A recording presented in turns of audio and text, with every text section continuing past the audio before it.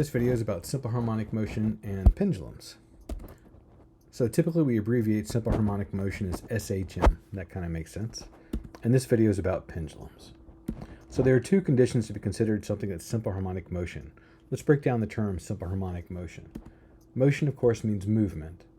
And harmonic, well, that's just going to be motion that repeats itself. Simple harmonic, that's a little more complex. There are two things that need to be, requirements that need to be met to call something simple harmonic motion.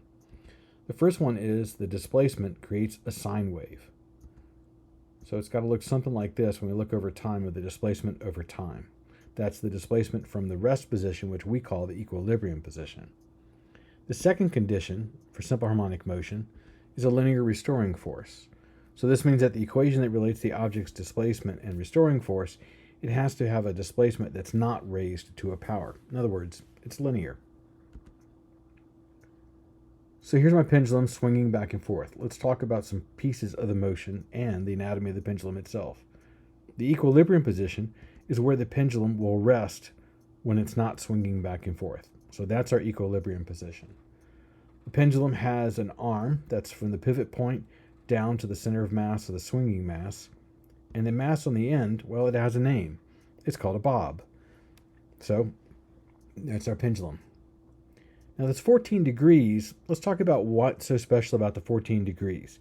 For something to swing in simple harmonic motion, the angle has to be no more than 14 degrees.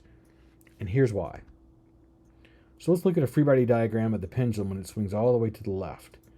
So I've got a vertical line to compare it to as a reference. And I know that there are two forces acting on the pendulum. I've got the weight going down, and I've got the tension going up along the string itself. So we're looking at when the pendulum's all the way to the left. That's where the 14 degrees comes from. And because I have this tension at an angle, I can break it up into horizontal and vertical components. So the vertical component would look in this direction, and the horizontal is the blue arrow. And the blue arrow is a horizontal pushing it back to the equilibrium position.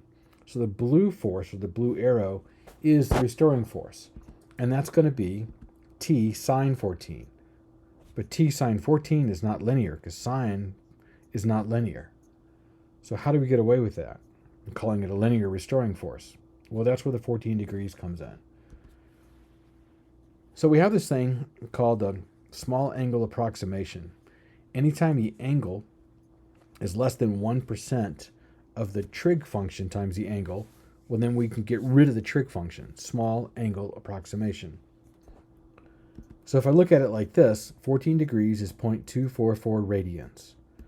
Sine of 14 degrees is 0.242. 244, 242, that difference is less than 1%.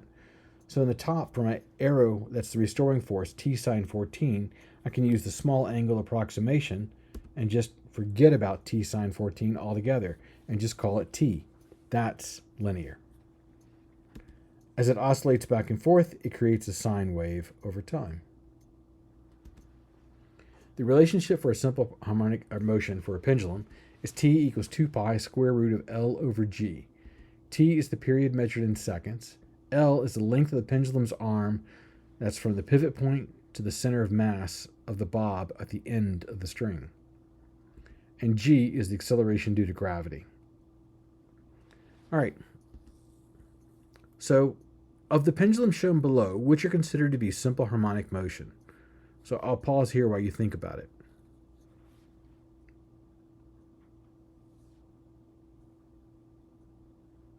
So if I'm looking at this, any angle equal to 14 degrees or less means that that pendulum will be a simple harmonic motion. So that's going to be A, C, and D. The others are too big of an angle to be simple harmonic motion. Okay, let's go back and look at our success criteria. Let's talk about how the factors of change affect the pendulum. How is the length of the pendulum arm affected if, not is, but if the period is doubled? So here's my strategy. I'm going to use the equation for an oscillating pendulum because that's what we're talking about. I'm going to replace the unknown variable with an x when I get to it. My unknown variable, that's going to be the length. I'm going to replace the variables that change with a factor of change. In this case, it's the period of motion, and it changes by a factor of 2 because it's doubled. Then I'll delete all the numbers that don't change, and I'll solve for x. So t equals 2 pi square root of L over g. So 2 is equal to 2 pi square root of x over L. The 2 and the pi, well, they're not going to change, so they're going to go away. And the 1 isn't going to change, gravity, so it's going to go away. So t equals the square root of x. To pull the x out from both sides, I have to square both sides. So 2 squared equals the square root of x squared. So x is equal to 4, but you're not done. You got to put it in a sentence form. The new length is 4 times the original length. So to double the period of motion, you got to change the length by 4. Let's look at one other example problem. A 1,000 kilogram wrecking ball is swung back and forth as it's released. It takes 5.5 seconds to swing from the extreme left side to the extreme right side.